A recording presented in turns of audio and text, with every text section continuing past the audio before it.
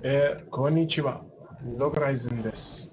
今日はインテル 7CPU でドラゴンボールダーブレイカーズをテストします。左が SSJ 孫悟空さん。Okay, enough Japanese learning now. I tried. I hope I didn't get anything wrong, but whatever. Today we're going to test Dragon Ball The Breakers in old CPU. 10 years ago, my main rig now. So here we have the i7 2600K Sandy Bridge architecture, paired with 32 gigabytes of DDR3, as well as NVIDIA GeForce RTX 3060. So the CPU will definitely bottleneck the graphics card.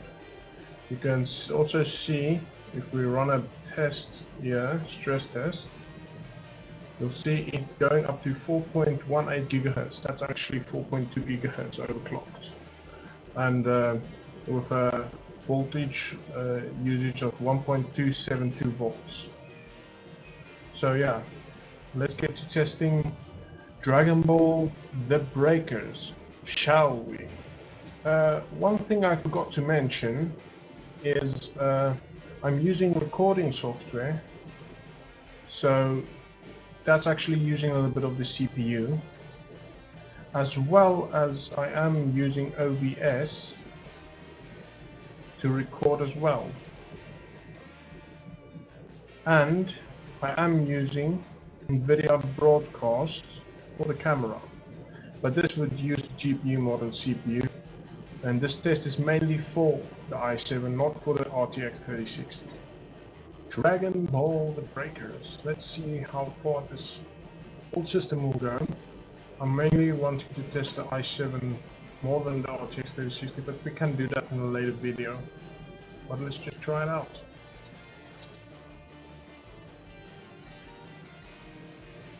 There we go. As you can see, there's a MSI Afterburner frame graph with the time frame right at the top is the CPU, and the usage of the graphics card is in the middle. You'll see there the 3060 is 51C, and then right after it it's 31% usage with 1882 megahertz it's boosting to right now. Okay, let's get into it.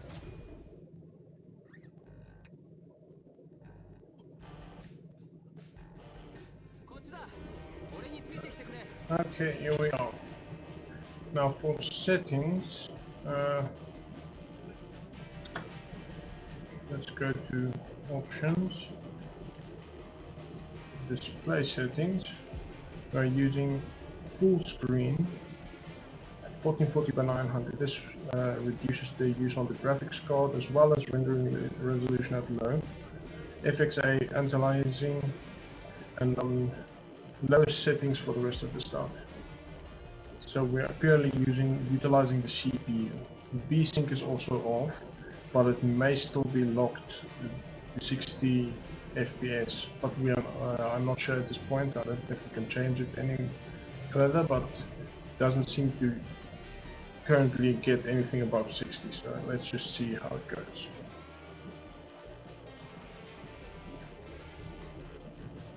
Okay, where should I go? Okay, move, dodge.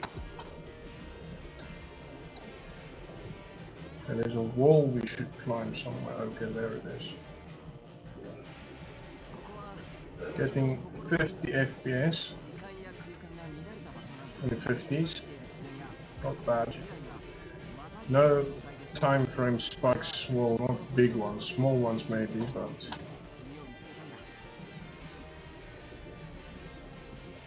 let's start counting the FPS, shall we?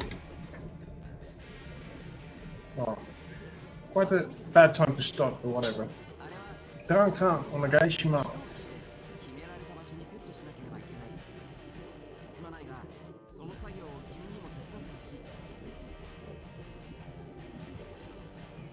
Right. Okay, so not bad. Getting in the 50s the whole time. This CPU is 11 10 or 11 years old, basically a decade, and it's still running the game above 30, and that's good for such an old CPU. Frame times are not too bad. Let's open the boxes. Cutscenes at least doesn't weird out the FPS, making 1% lows decrease, so that's a good thing.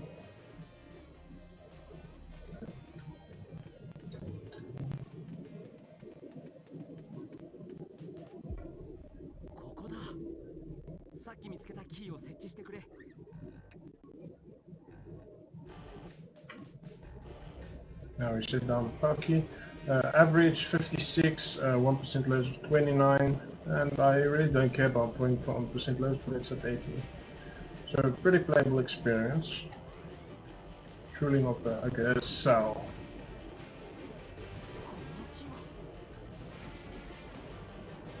Ja, bang. Oh, that was a huge stutter. Where should we go?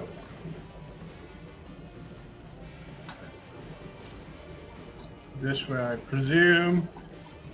Oh boy.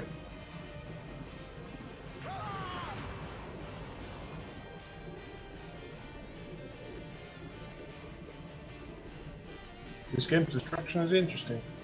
I like it. Here we are, we're going to revive him. Still no... performance is still very good on the system. 2022 Dragon Ball The Breakers running on an i7 2600K from 2011. Interesting. As you can see, the CPU is the bottleneck, but it seems to only be using 4 cores and not the threads as much.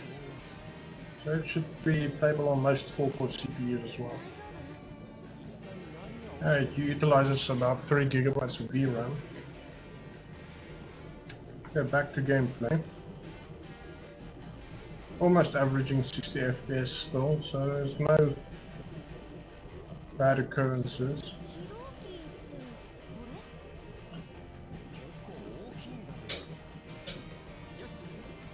If you want to play Dragon Ball The Breakers, I guess you can get away with like a $60 combo, i7 2600K or i5 3470 or something like that.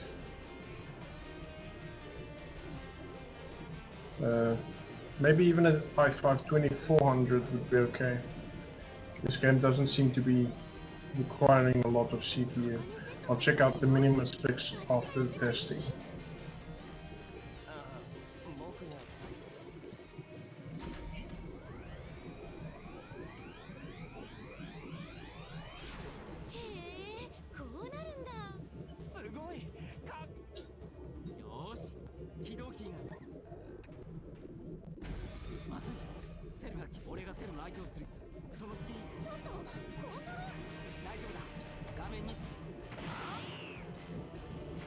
Oh, Super Saiyan Trunks.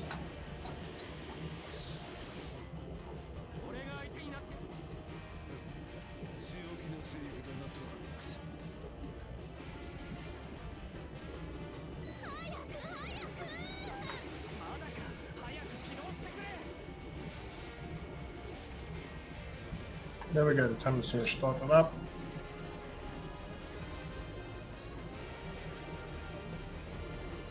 Not bad. 56 FPS, 1% lows of 29. So it drops below 30, but it's not too bad. CPU utilization around 50%, that's of 4 cores and 8 threads. So really not bad. Yeah, Bulma and Oolong. So the FPS doesn't seem to go higher than 60. It seems to be CPU limited. I wouldn't. There should be a way to unlock it to get higher FPS, but yes, the Dragon Ball The Breakers is playable on an i7 2600K. So if you want to buy The Breakers and you need a system, this is okay for it. Okay, so that's it for the video testing the i7-2600K on Dragon Ball Breakers. If you liked this video, you can drop a like. If you've watched till this point, well, thank you. I did not expect people to dislike the video. Watch till this point, but thank you. See you again. Bye.